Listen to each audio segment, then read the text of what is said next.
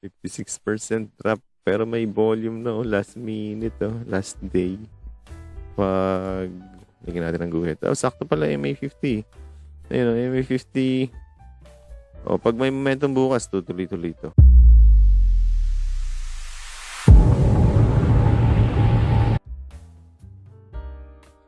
Ayan, so welcome sa part 1 ng ating weekend charting. And again, yung inyong stock request is dito natin pinost. First part is dito naman natin ginawa. Binaliktad natin, no? Kinuha naman natin sa Investagram's top trending stocks. Yun, yung nandun sa gilid.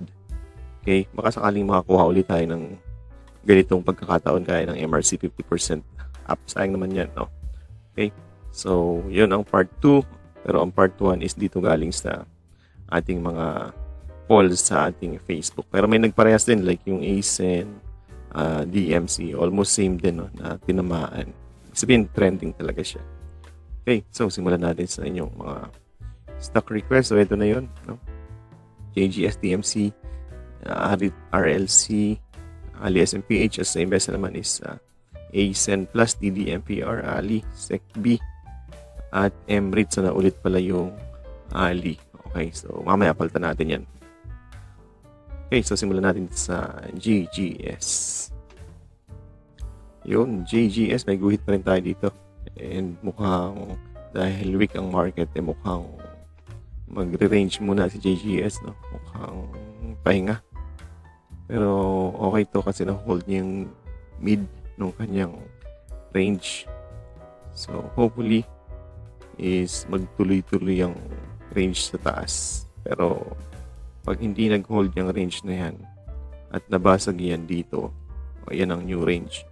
Pero chance yan to buy kung gusto niyo ng JGS, no? Kung quick bounce, okay na yun. Kung dito mo nabili, quick bounce, okay na yun, no? Lipat niyo na sa mga talagang strong.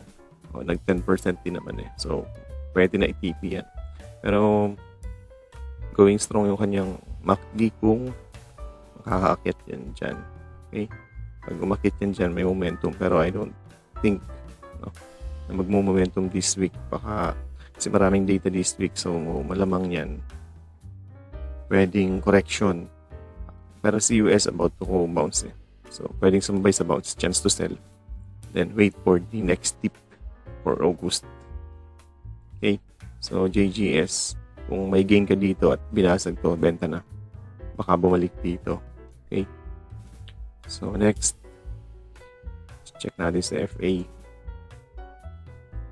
So, yun. Undervalued pa si JGS, no? In line sa estimates. PE. 5 times. So, okay pa rin. Dalawang buy, isang 60% upside. 1% yield at dalawang hold, no?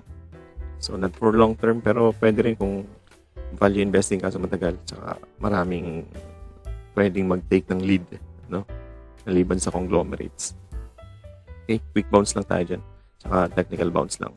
FA, hindi masyado mataas yung upside. Kaso, may maraming issue about sa mga yung company niya, mga subsidiaries niya.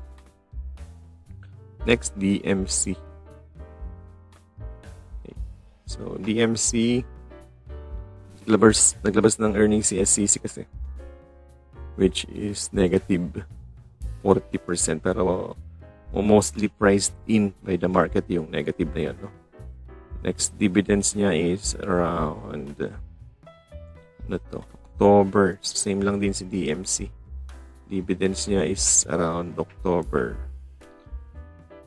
Pwede rin. Siguro kung may dip sa MA200 for dividend play sa August. Pero sa current level, parang hindi kasi maglalabas ng earnings to, week pa to eh. Tingnan na natin si SEC, no? Ayun, no? Medyo nag-up down pa paglabas ng earnings. So, most likely, DMC, ganun din. Ayan. Kung gusto nyo ng DMC, abangan nyo sa baba. Ayan. Dapat mabasag para panic. Tapos, salo sa MA200. Sakto dito sa Ayan, sakto dyan. Ayan, magandang entry yan, level na yan. Tsaka, ayun, puro foreign selling. Marami kasing iba, pero pwede rin to. Liit lang na range. Okay, DMC. Yun 5% growth pero negative 26 ang binigay. So, beyond, below consensus to. Tapos, ang upside mo is negative 3 na kasi ang consensus niya is just 11. Isa na lang yung buy rating, the rest, wala na. 6% lang ang yield, maliit, mas malaki pa dyan si SEC.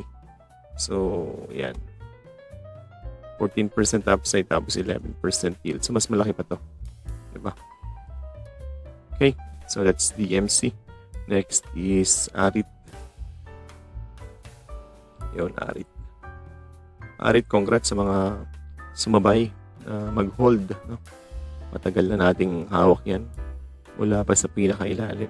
Nung recent low. Dito lang. Yun. And, ilang percent na. Yun. Sabihin mo ng 20%. Plus, meron kang dividends na 3, 4, mga 450, 4.5 plus yung 20%. O di, sabihin na natin mga 20 to 25% gain, na hindi ka na-stress sa trading. Diba? Habang lahat bumabagsak, ito, diretso lang pag-akyat. And, this can go higher, I believe, this can go higher kasi nabasag niya na to breakout na yan. Tapos, console high dyan, dapat ganyan. 37, hold, then target price, 40. So, ayang mahit ang 40, baka nga lumampas pa. Ayan, yan.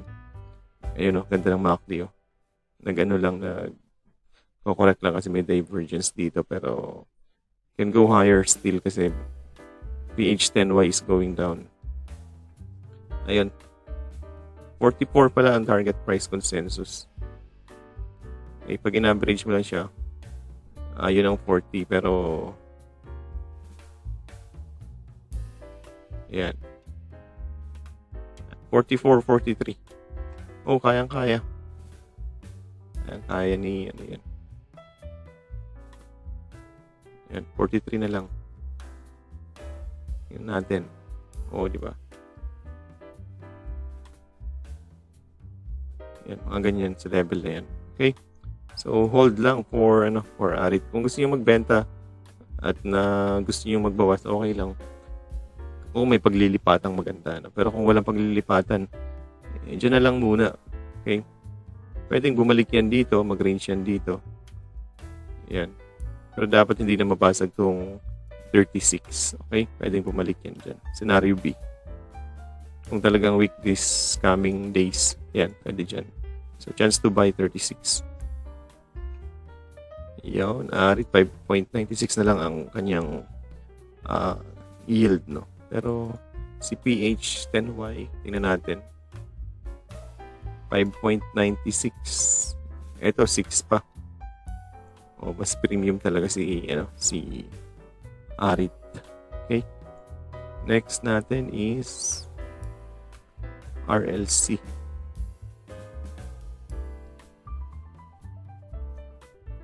RLC nag-hold yung kanyang gitna ng range. Actually, hindi na siya gitna ng range. Sukatin natin.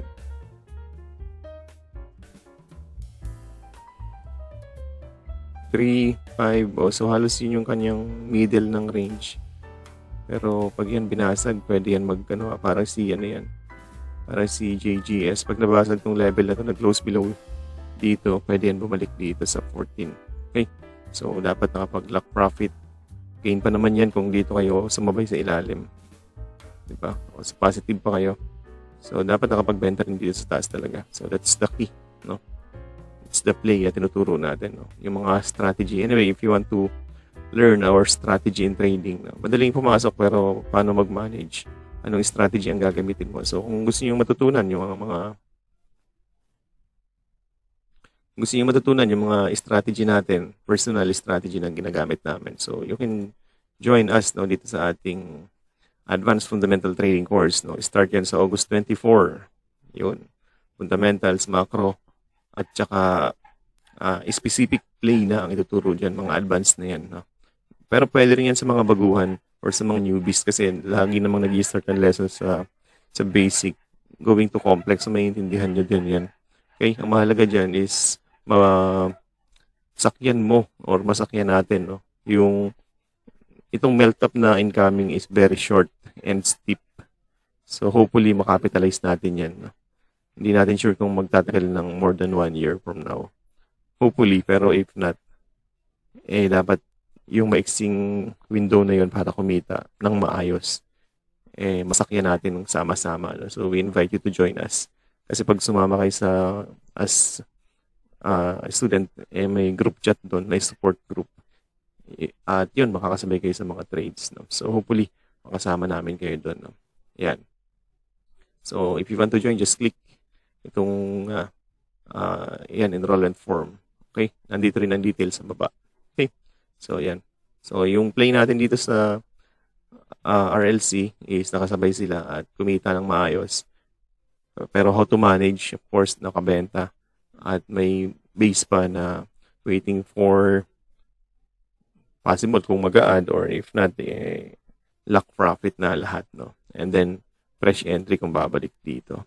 Okay? So, RLC goods ba yan? Oo naman, dahil above earnings estimates ang actual na pinost na earnings niyan, no? Goods lahat ng ratios, liquidity, EPS, and book value, good din. Book value nga niya, 25. Current price niya, 14. Saan ka pa? Diba?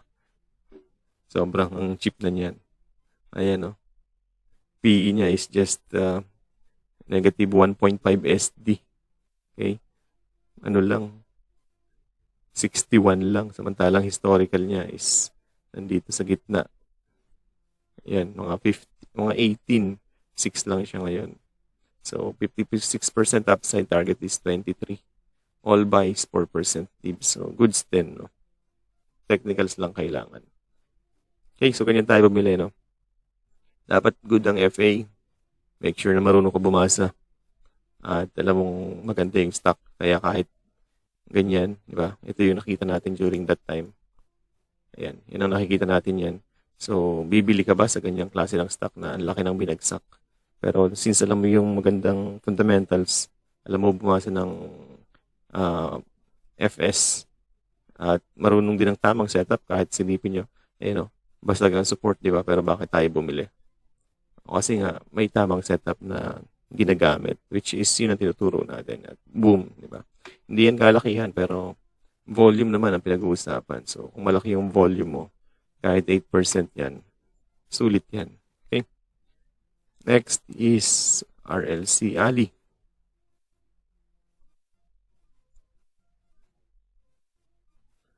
Ali, mayroong inaantay dito kaya week to. No? Inaantay ito na kasi may rumors dito about rebalancing. So, since ang tagal mag-announce na ngayon, nabibentahan siya. Pero pag nag-announce ng rebalancing at nag-panic, chance yan, no? Yun, sinasabi natin, yung mga bull trap, no? Bull flag pero trap. Na-trap ang bulls, no? At nabasag pa yung support. So, this time, dapat hindi masira tong level na to. Yung mid. Yan. So, yan ang next support niyan, 28. Hopefully, mag-hold yung 28. Yan. Dapat mag-hold yan. At yan na yung next possible bounce level. No? Pag nag-hold yan, ang resistance is dito lang. Ayan. 29 o 230. Then, bago pumunta doon ulit. 31. Okay, pero this week, tingin natin na may konting bounce, tapos isang bagsak pa. Parang konting bounce, isang bagsak pang gano'n. Tsaka mag-conso doon. No? May maliit na bounce paparating. Okay, goods pa si Ali sa FA. Yes, above estimates ang earnings. Plus may buyback, which is aggressive. 3 buys. Consensus is 39. 39. Yun, sa ibabaw pa. No? So that's 35% upside. Okay. PE, 14 times compared sa 24. So, very cheap, Ali. Plus upcoming interest rates cut, no? Panalo yan si Ali doon. SMPH last. Yan, SMPH. Ganoon din, like Ali. Pero mas medyo strong to ngayon. You know. So, medyo nag-hold yung level ng support. Talsin na natin to. Ayan. So, hopefully mag-hold tong 29 pesos, no? Pag ito nag-break, next support niyan is 27.50. Okay? Dapat ma-hold yan. Pag hindi yan nag-hold, dito yan. May chance ba? Yes, meron. Pwedeng bumalik ng 27.50. That's why prepare your BP para makabili sa level na yan. Okay, mark na yung level na yan, 27.50. Goods ba si SMPH? All buys, no? So goods yan. 34% upside kasi 39 ang target. Though below estimates ang earnings, pero syempre dahil heavyweights yan at kung mag-turn around ang foreign buying, isa yan sa pupulutin. Okay? Strong pa rin kahit na below ng konti. No? May Q2 pa naman, so makikita yan sa Q2. Okay, so yun lang for today, for part 1. Mamaya naman doon tayo sa top trending stocks sa Investagrams. Pag-usapan natin yan sa part 2, which is ito yung mga stocks natin. Palitan lang natin si Ali dahil may Ali na sa taas. Okay, so yun lang. Kita-kits part 2. Thanks for watching.